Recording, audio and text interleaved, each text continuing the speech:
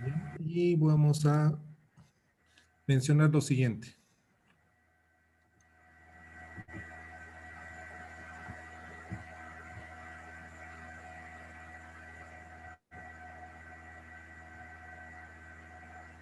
Bien, eh, para esto del cálculo de áreas, lo que se había establecido era que la región o la curva la íbamos a dividir, por ejemplo, en rectángulos, como lo tiene su apunte. Yo nomás les voy a hacer referencia a las gráficas y explicarlas.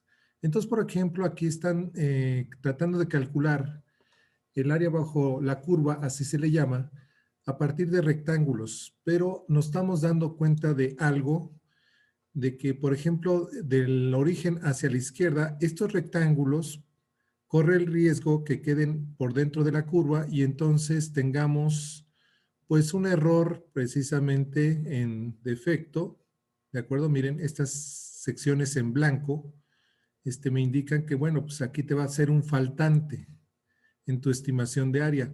Pero también puede ocurrir lo que está pasando del lado derecho, a partir del origen, de que entonces ahora mis rectángulos queden por fuera, rebasando la curva. De manera que, bueno, pues aquí también se cometería un error. ¿De acuerdo? Entonces, aquí lo que estaban viendo es de que podría tener un mejor cálculo si las bases de los rectángulos las hacen más pequeñas. Miren, aquí está.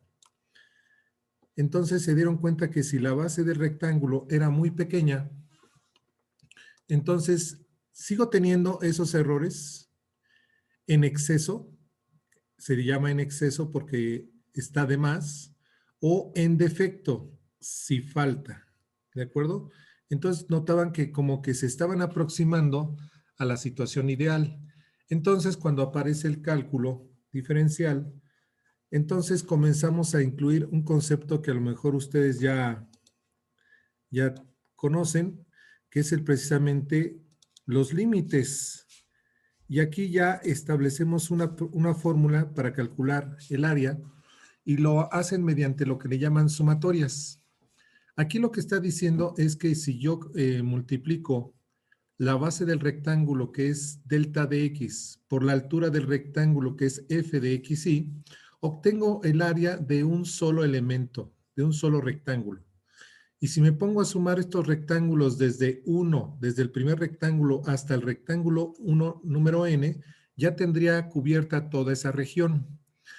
Pero la situación ideal sería esta, miren, la clave de incluir un límite. El límite cuando ese número de rectángulos tiende a infinito.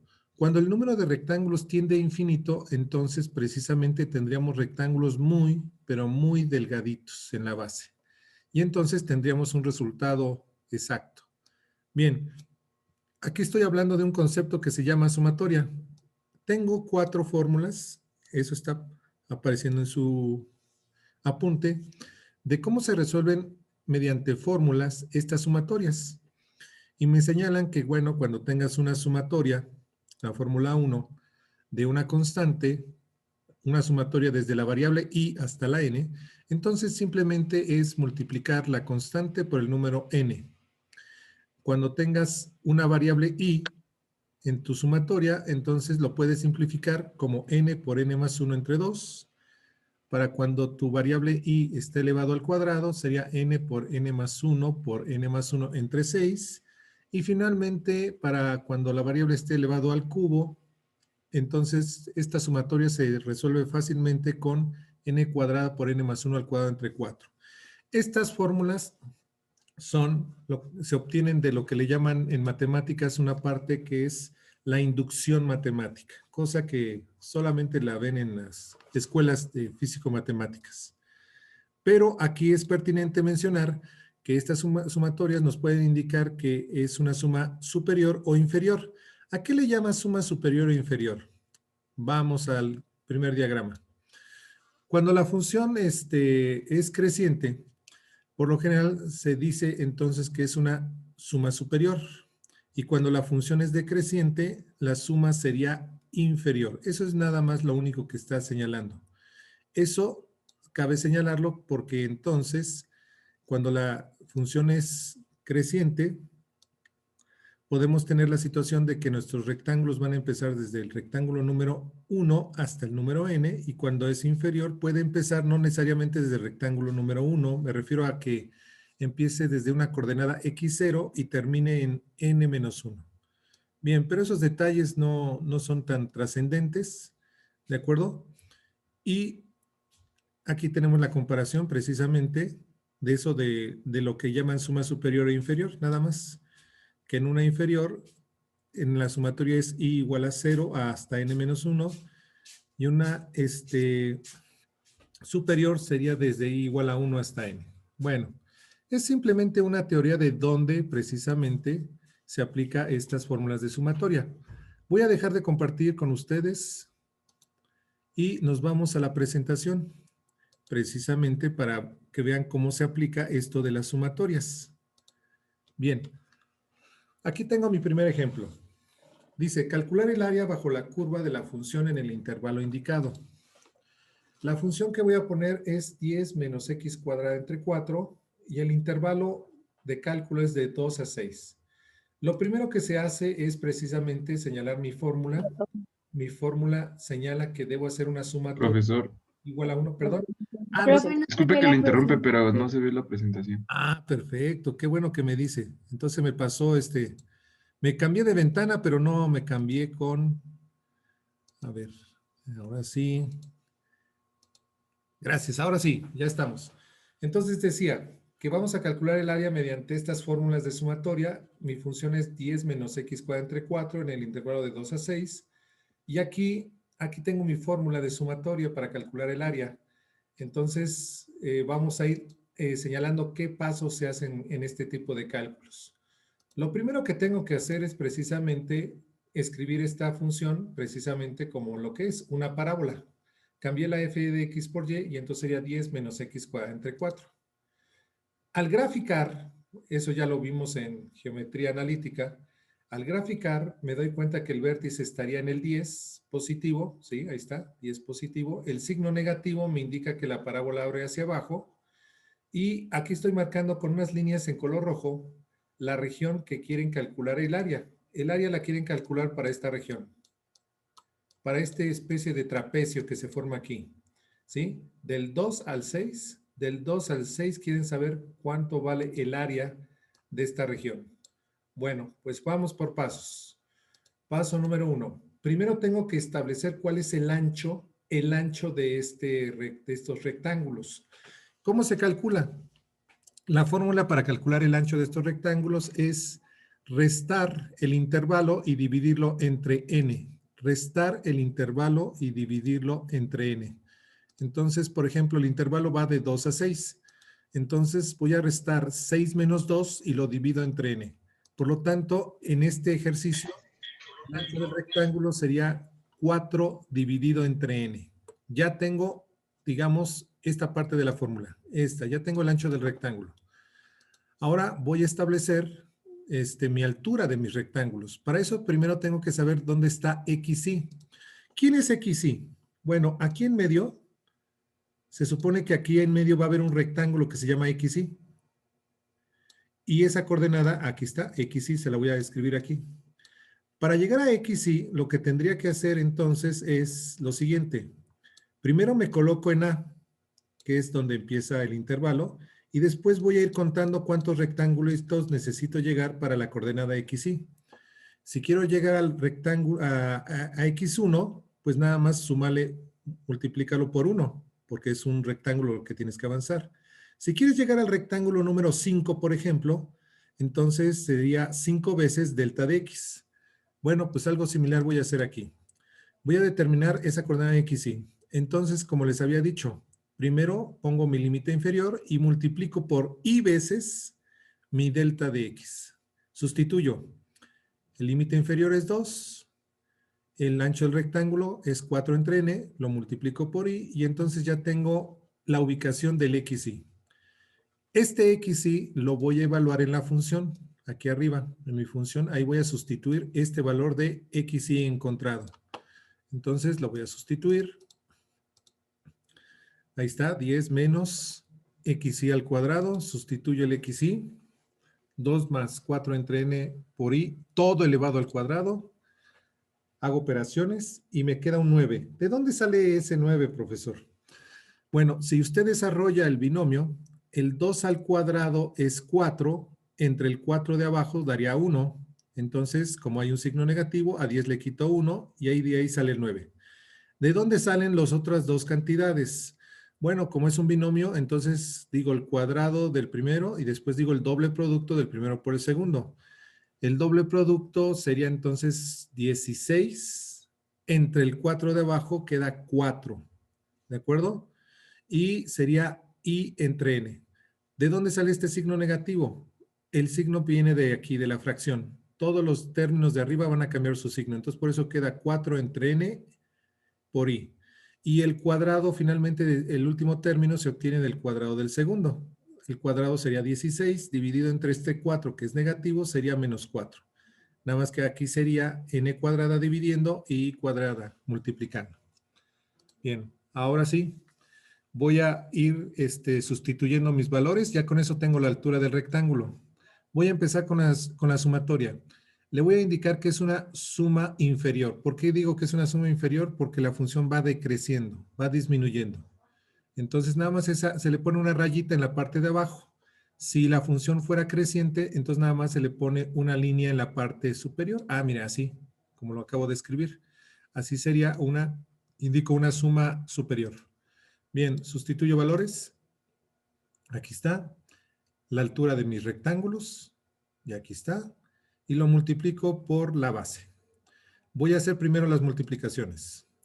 Al hacer las multiplicaciones queda 36 entre n, menos 16 entre n cuadrada por i, y finalmente menos 16 entre n cúbica por i cuadrada.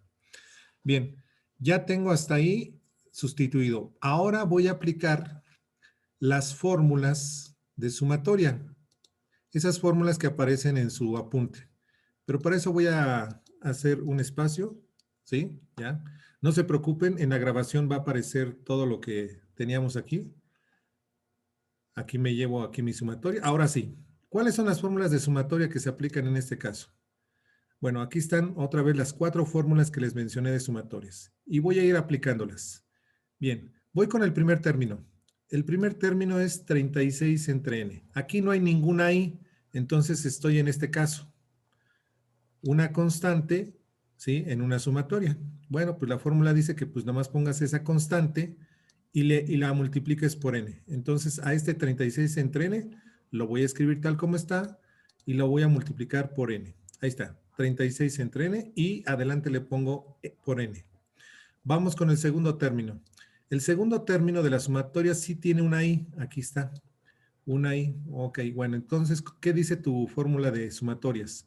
Bueno, cuando tengas una i, vas a poner, en este caso voy a poner esta constante, voy a escribir esta constante y aquí voy a hacer el cambio. La i se va a cambiar por n más 1 entre 2.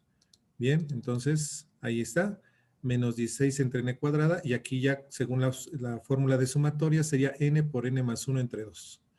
Y ya voy con el último término. El último término tiene una i cuadrada. Bueno, pues si tiene una i cuadrada, entonces vas a poner tu constante, que es menos 16 entre n cúbica, y voy a buscar la fórmula para una i cuadrada. Aquí la tengo. Aquí abajo me dice que cuando sea i cuadrada se debe cambiar, de acuerdo a las sumatorias, por n por 2n más 1 por n más 1 entre 6. Todo eso hay que poner.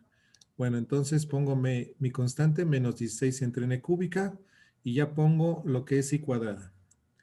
Bien, ya está entonces los cambios. Ahora voy a hacer simplificaciones algebraicas, ¿sí? Es lo que voy a hacer. Algebraicamente voy a hacer mis operaciones. Voy a quitarme estas sumatorias de la pantalla para ya tener espacio. Ahora sí, vamos a hacer operaciones. Para el primer término, aquí las n se van a eliminar, ¿sí? Aquí las n se van a eliminar. Aquí estoy viendo que esta n con esta n cuadrada se elimina, pero queda una n abajo todavía. Lo mismo sucede aquí. Esta n con esta n cúbica, pues me queda una n cuadrada aquí. Y vamos a ver cómo queda. Fíjense, aquí esta n con esta n se eliminan, se simplifican y queda 36. Este menos 8, ¿de dónde sale? Bueno, que tenemos aquí un 16 y aquí tenemos un 2 dividiendo, entonces sería menos 8. Aquí todavía quedó una n aquí abajo. Esa n que está aquí abajo, al entrar al paréntesis, n entre n se vuelve 1 y 1 entre n pues sigue quedando igual, 1 entre n. Para el siguiente, menos 16 entre 6 da menos 8 tercios. Ahora, aquí tengo esta situación. Resulta que si yo multiplico 2n por n me da 2n cuadrada. Con la n cuadrada que tengo aquí abajo, por eso nada más queda el número 2. Siguiente, 2n por 1 da 2n. Y después esta 1 por esta n, ya son 3 n's. 3 n's. Entre la n cuadrada que tenemos abajo, pues ya queda 3 entre n. Y última operación sería el 1 multiplicando al último 1, daría 1. Pero dividido entre n cuadrada, 1 entre n cuadrada. Bien, ya hice las operaciones algebraicas. Ahora lo que voy a hacer es tratar de hacer las operaciones de los paréntesis. Para el cálculo del área, me dice, acuérdate que arriba tengo que es un límite cuando n tiene a infinito de esta sumatoria, que ya la tengo resuelta. Esto que está en el corchete es el resultado de la sumatoria. Y vamos a resolver estos límites. Si se acuerdan de cálculo diferencial, cuando calculamos asíntotas horizontales y verticales, habíamos planteado este tipo de límites y habíamos dicho que cuando tú tenías una constante dividido entre un número que tiende a ser un número muy grandote, en este caso infinito, estas fracciones se vuelven cero. Entonces, por ejemplo, aquí tengo 1 entre n, pero si n va a tener a infinito, entonces esta fracción se va a volver 0. 3 entre n, pues también va a correr la misma suerte. Este límite cuando se evalúe va a ser 0. 1 entre n cuadrada, pues igual, esta fracción tiende a 0 porque la variable tiende a infinito. Entonces, ya con todo esto, ya puedo llegar a un resultado de manera más sencilla. Sería, únicamente pongo el 36. Aquí adentro de este paréntesis quedó el 1 por el 8, sería menos 8. Y aquí dentro del paréntesis nada más quedó el 2 por menos 8 tercios, menos 16 tercios. Bien, si me pueden ayudar con su calculadora en la operación de 36 menos 8 menos 16 tercios, doctores. Vamos a ver, entonces, 68 tercios, dice la doctora Cetina, y ahí está. Entonces, el resultado de esta área es 68 tercios unidades cuadradas. Bien, todo este proceso se hace para calcular el área mediante sumatorias. Y si ustedes se dieron cuenta, es un proceso bastante laborioso, bastante algebraico, pero bueno, afortunadamente hay una segunda opción.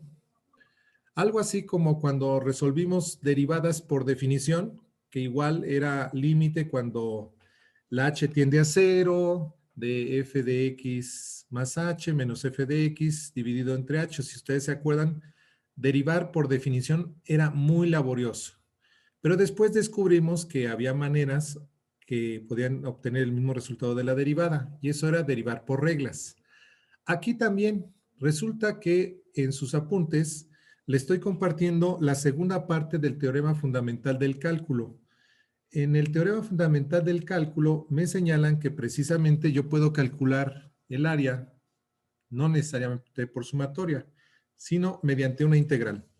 Bien, vamos a ver cómo es el asunto.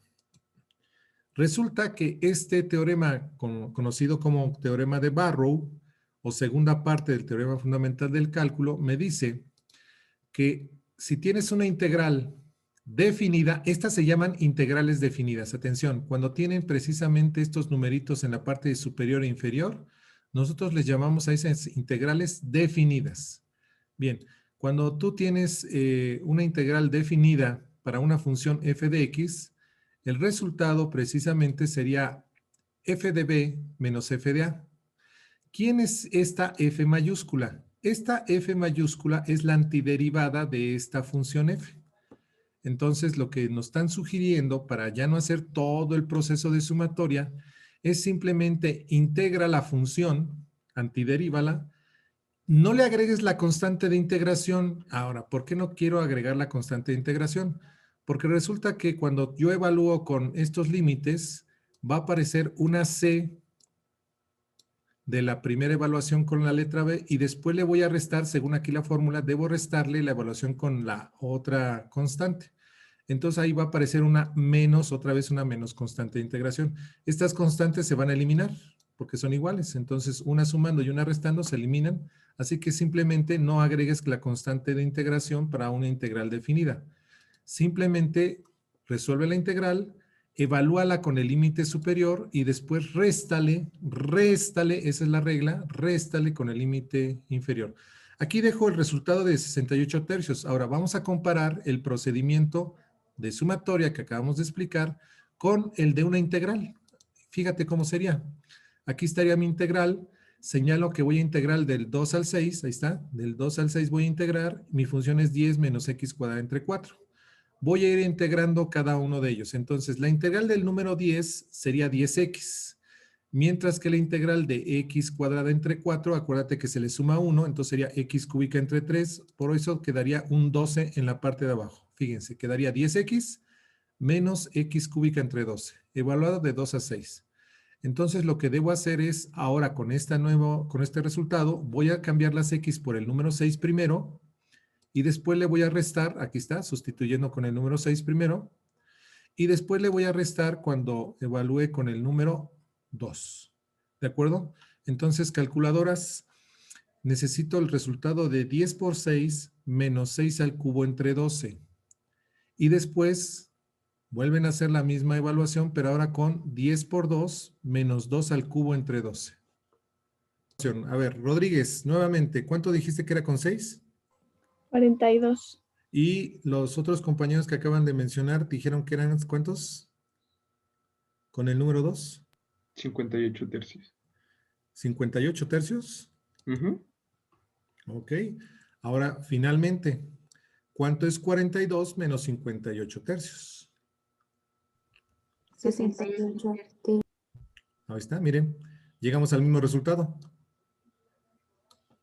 Y de manera, yo considero más rápida, ¿no? Simplemente a la función la integras, la evalúas con los límites y los restas. Y ya, llegamos al resultado del cálculo del área. Y es una manera más rápida a partir de aplicando cálculo integral. Bien, grupo. Entonces aquí hago una pausa. Bien, retomamos la grabación. Ahora sí. Estos, ahora sí, ya son los ejercicios que tenemos que dominar. Bien, vamos a empezar con cálculo que le llaman del área bajo la curva. ¿Por qué se le da el nombre de bajo la curva? Porque básicamente lo que tú quieres calcular es el área de una parábola o de otra curva, teniendo como uno de sus límites los ejes coordenados. Puede ser el eje de las abscisas o el eje de las ordenadas. Aquí tengo el primer ejemplo. Calcular el área de la parábola, aquí ya me dan la ecuación de la parábola, y el eje de las abscisas. El eje de las abscisas es el eje de las X. Entonces, paso número 1. Tengo que identificar qué tipo de parábola es. En este caso, si recuerdan sus conceptos de analítica, permítame, aquí entra Bautista. Bien. El término que no está elevado al cuadrado, que en este caso es y, me señala qué tipo de parábola es. Yo me lo aprendí de esa manera. Si tu ecuación nada más tiene un cuadrado, es parábola. Si el término que no está al cuadrado, en este caso es y, significa entonces que es una parábola vertical.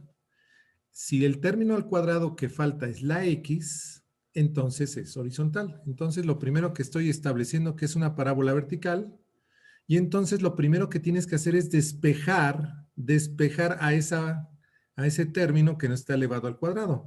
Entonces yo estoy despejando la y señalo que es una parábola vertical. Ahí está. Y es igual a x cuadrada menos 7x más 6. Cuando es una parábola vertical, recuerden que puede abrir o hacia abajo o hacia arriba.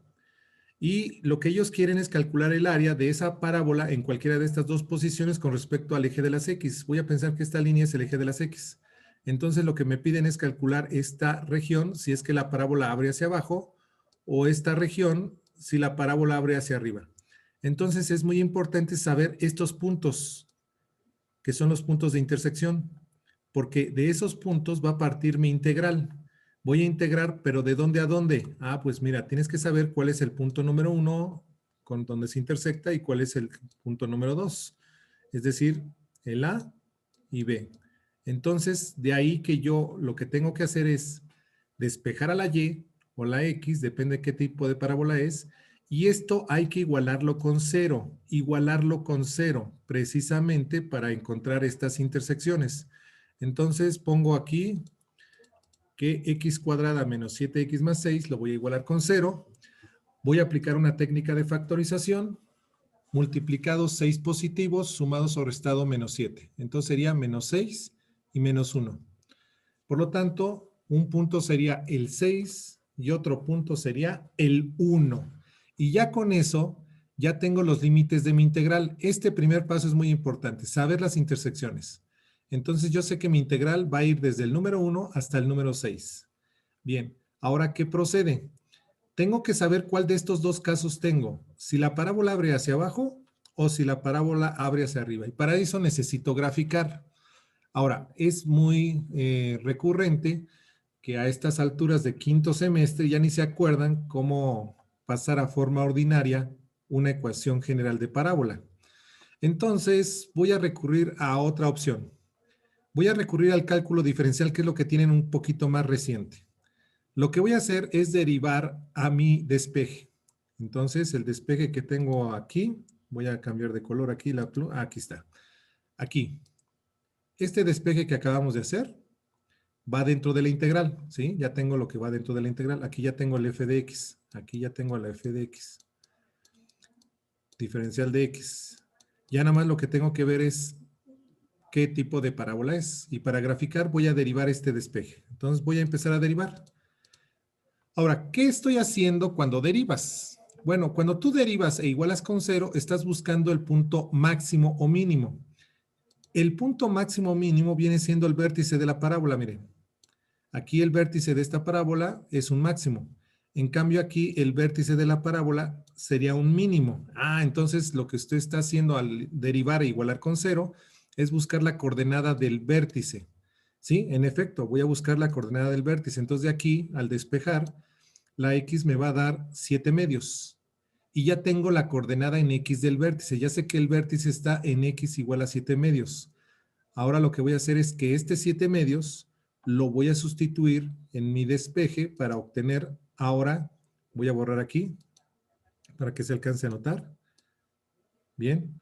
Ahora lo que voy a hacer es sustituir este 7 medios en el despeje. Ahí pongo 7 medios al cuadrado menos 7 por 7 medios más 6 para encontrar entonces la coordenada en y de mi parábola. Y si ustedes verifican en su calculadora, me va a dar menos 25 cuartos. Entonces ya tengo el vértice. El vértice de esta parábola está en 7 medios, menos 25 cuartos. Entonces, repito los pasos. Si es una parábola, primero identifico si es horizontal o vertical. En este caso es vertical porque el término que no está al cuadrado es y. Esa y la vas a despejar. Cuando ya la despejes, la igualas con 0. De ahí resuelves la ecuación y te encuentras las intersecciones, que son los límites de integral. Siguiente paso. Para encontrar el vértice, derivo al despeje y ese lo igualo con 0.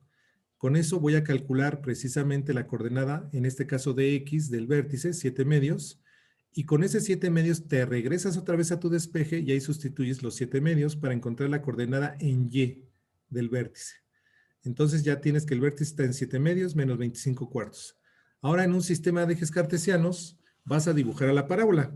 Miren, aquí está el número 1, miren, aquí está el 1, aquí está el 6.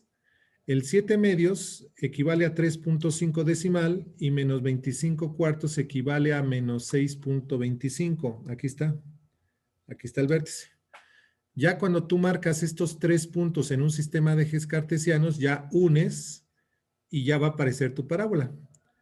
Y lo que viene a continuación es definir precisamente cuál es la región. Esta es la región que hay que calcular área, esta región.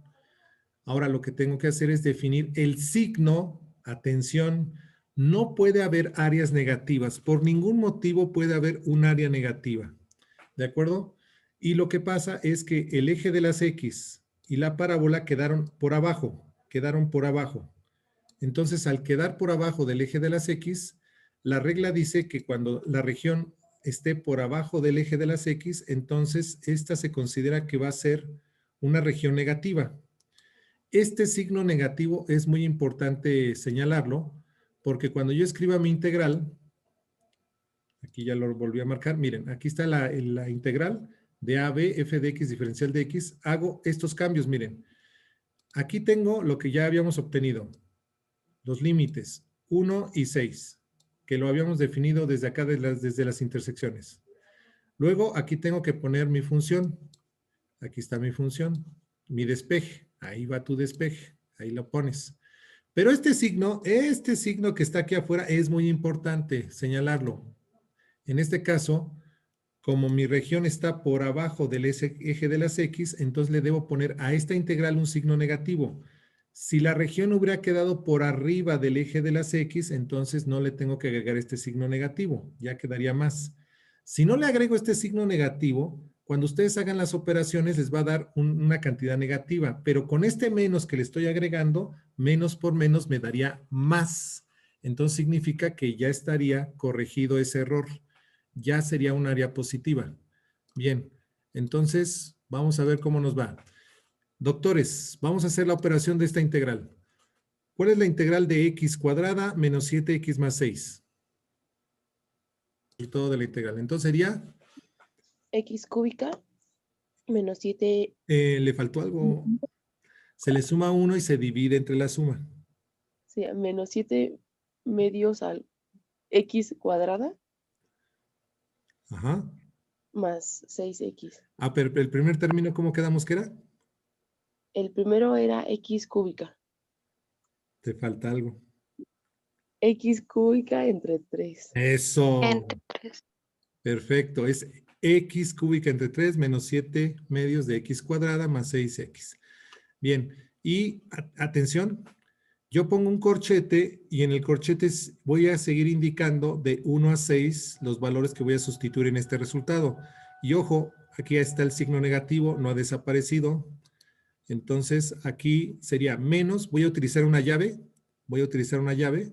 porque aquí adentro estoy manejando corchetes y paréntesis. Entonces, en sus calculadoras, por favor, hagan la sustitución del 6 en este resultado y después la sustitución con el 1. ¿De acuerdo? Bien. Retomo la grabación. Ok, doctores, entonces ustedes me dicen que da menos 18 y 17 sextos. ¿De acuerdo? Bien, ahora vamos a trabajar esto de los signos. Tengan cuidado con los signos. Aquí dijeron menos 18 y este da menos 17 sextos. Entonces, como las dos cantidades son negativas, se pueden sumar, pero afuera tengo un signo negativo. Entonces, después de que hagan esta suma de 18 y 17 sextos que son negativos, al multiplicarlo por menos 1 ya nos va a dar un área positiva. Y ahora sí, ¿cuánto les da de área?